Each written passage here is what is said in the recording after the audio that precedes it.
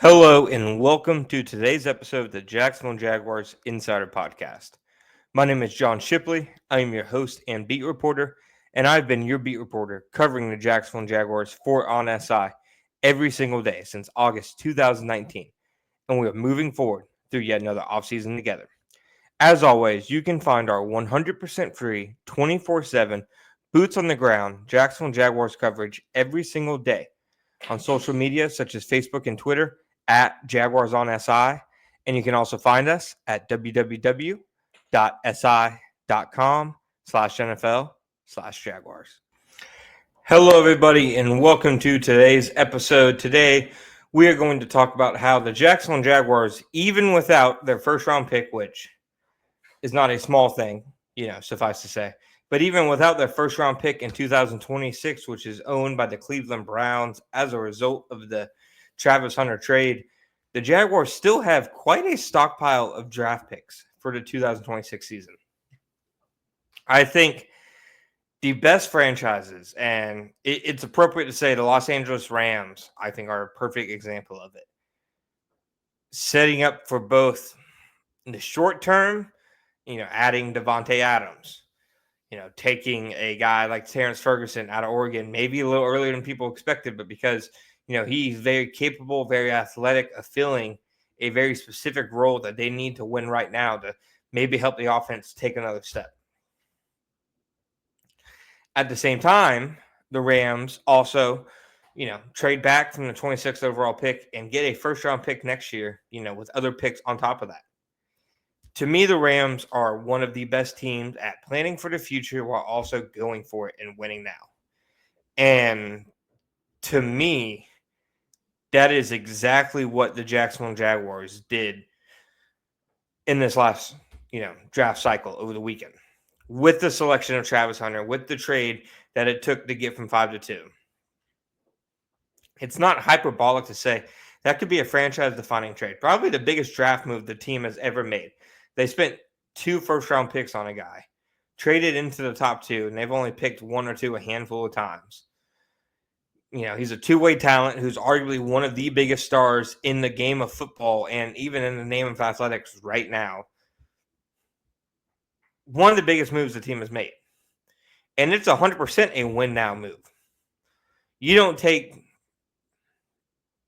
Travis Hunter necessarily because of how good he'll be in 5 or 6 years. Obviously, that's a part of it. That's part of every draft pick.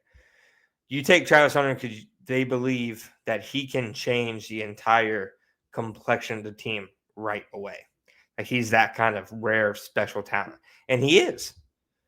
Travis Hunter should be expected to impact right away.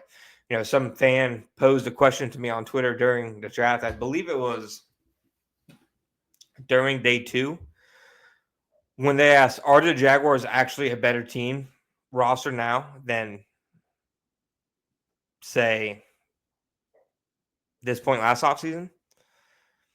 And to me, the answer is simply Travis Hunter. They are, because they have Travis Hunter. He is a gap eraser. He closes the distances between them and some other franchises. And I know that's, saying a lot for a guy who has yet to take a true NFL snap yet. But when you talk actual definition of generational prospects, I believe Travis Hunter is one of those. So making the move for Travis Hunter was 1,000,000% a win, I think, to win now, even if I think it'd probably be unfair to say the Jaguars internally are hoping, to take that massive, massive leap into contender status right this year. I don't want to speak for them, so they haven't clearly, defined what they expect. That said, they have said that they want to and expect to win now, and that this wasn't a 4-win roster. So you have to think they have their eyes on the present. They want to get this thing off on the right note, heading in the right direction early on. That's my belief. So I think Travis Hunter is absolutely doing that. But I think also when you take a step back, you look at the other moves that James Gladstone made during the draft, specifically the trade with the Detroit Lions in number 7.